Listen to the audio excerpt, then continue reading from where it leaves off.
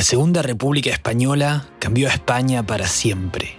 En su constitución estaban las reformas sociales, culturales, económicas y políticas más avanzadas de su tiempo. Pero ¿cómo fue esto posible? Para entender mejor, hace falta volver atrás en el tiempo.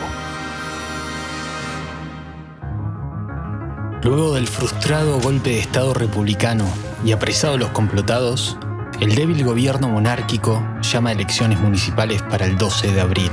Si los republicanos consiguen una victoria, la monarquía dejará de existir.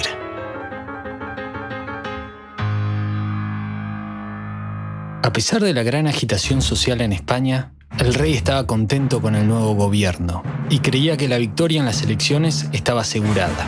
Por eso, los partidos monárquicos casi no hicieron campaña. En cambio, los republicanos y socialistas buscaron votos por todo el país, dispuestos a no perder la oportunidad. En plena campaña electoral tuvo lugar el juicio contra los sublevados, muchos de ellos líderes de los partidos antimonárquicos.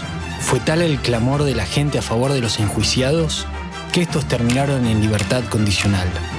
Días más tarde, el gobierno restableció las garantías constitucionales, suprimió la censura y reconoció la plena libertad de reunión y asociación. Esto permitió a los líderes republicanos y socialistas formar una alianza electoral y presentarse sin problemas como candidatos a las elecciones.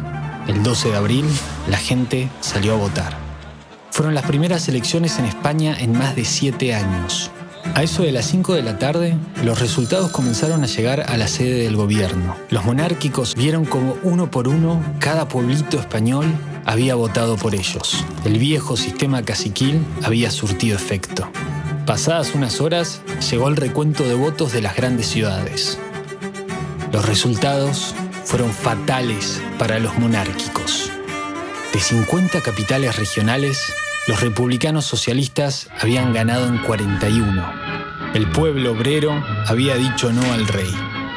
Durante el 13 de abril, los monárquicos trataron de negociar con los vencedores sin éxito.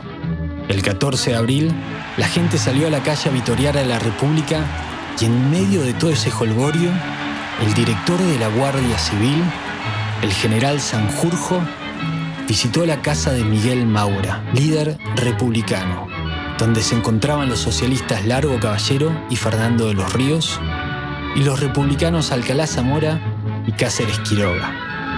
Sanjurjo se puso a disposición de los ganadores de la elección. Enseguida notificaron a Manuel Azaña y Alejandro Lerux, escondidos en Madrid.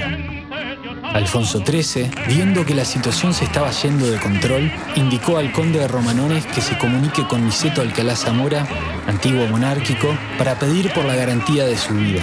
Alcalá Zamora sugirió que el rey dejara el país y no dio garantías por la vida del monarca. Desoyendo los consejos de dar batalla, Alfonso XIII decidió renunciar y tomarse un barco a Francia. Por la tarde, el pueblo de Madrid ocupó la Puerta del Sol, vitoreando a la República, e intentó entrar al Ministerio de Gobernación. Enterados de lo que sucedía, los líderes electos se dirigieron al ministerio y la Guardia Civil les abrió el paso. Entre los festejos de la muchedumbre, proclamaron la República. Con Niceto Alcalá Zamora en la presidencia, formaron un gobierno provisional para dirigir el destino del país. Este gobierno, un menjunje de políticos de distintas vertientes ideológicas, unidos por el desprecio a la monarquía y el amor a España, tenían muchos problemas con los que lidiar. La crisis económica, el analfabetismo, los campos de bajo rendimiento, una industria sin desarrollar y una nueva constitución que necesitaba escribirse. Pero enseguida se encontraron con su primer desafío inmediato. Cataluña acababa de declarar la independencia. No te puedo creer. Todo lo que dicen en este video es una mentira. Los monárquicos ganaron las elecciones. Ellos consiguieron más concejales municipales. Los republicanos llegaron al poder porque una multitud tomó Madrid y hizo que el rey huya. Bueno, no te enojes, Esto tal vez lo dicen más adelante, en otro video, yo qué sé. ¿Por qué no te suscribís y también lo puedes compartir con tus amigas y amigos para que se enojen juntos?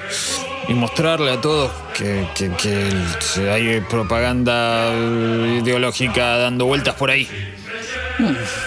Es una buena idea. ¿Sabes qué? Es lo que voy a hacer.